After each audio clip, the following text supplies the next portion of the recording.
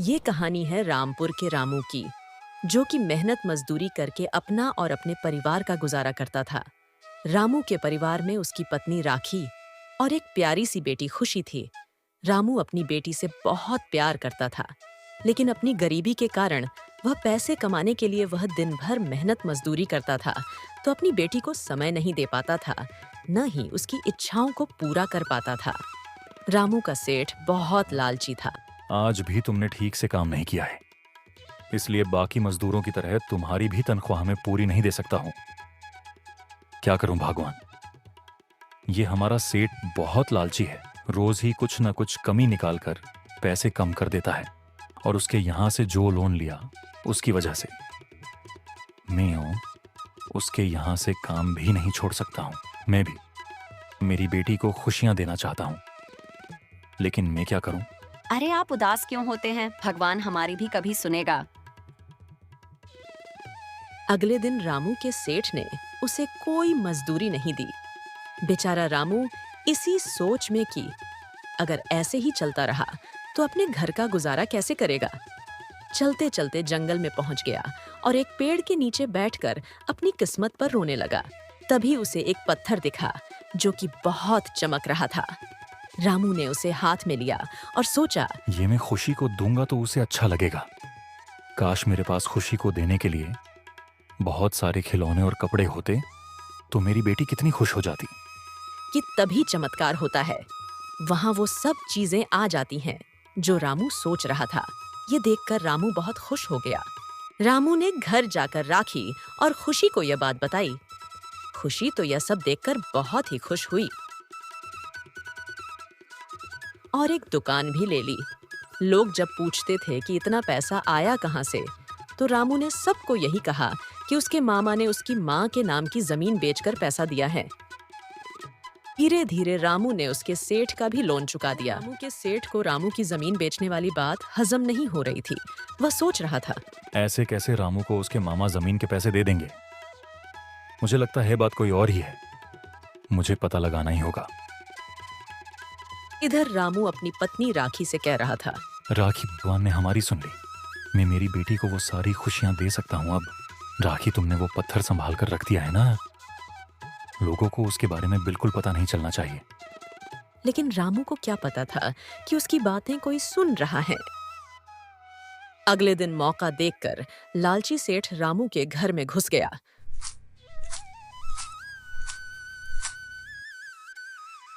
और पत्थर चुराकर भाग गया। वाह, मजा आ गया आज तो। मैं अब इस पत्थर से ऐसी इच्छा मांगूंगा जो मुझे माला माल कर दे। लालची सेठ ये सब सोच के खुश हो ही रहा था कि तभी, अजी सुनते हो? सुनिए ना, आज घर में नमक खत्म हो गया है, आप बाजार जाकर ला दीजिए ना। ओहो, ये औरत कभी क्या खत्म हो गया, कभी क्या। मैं परेशान हो गया हूं इससे।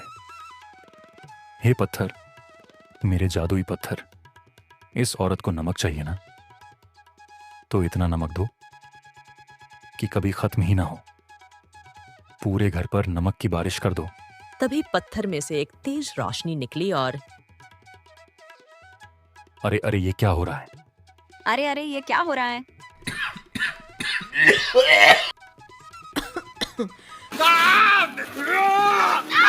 भगवान, कहाँ जाएगा पत्थर? तुमने उसे संभाल कर तो रखा था ना, या कहीं कोई चुरा तो नहीं ले गया? बचाओ बचाओ बचाओ बचाओ बचाओ बचाओ। अरे सेठ जी, क्या हुआ? आप यहाँ ऐसे इतने घबराए हुए क्यों हैं? और फिर सेठ जी ने रामू को सारी बात बताई और माफी मांगी। जैसे ही लालची सेठ ने बताया कि उसने वो पत्थर नदी किनारे एक पेड़ के नीचे रखा है, रामू और सेठ दोनों उस पत्थर के पास भागे भागे गए। इससे रोको रामू, कैसे भी कुछ भी करो। ये पत्थर मुझे माफ कर दो। रामू को कुछ समझ नहीं आया, तो रामू ने वो पत्थर उठाया और नदी में फेंक दिया।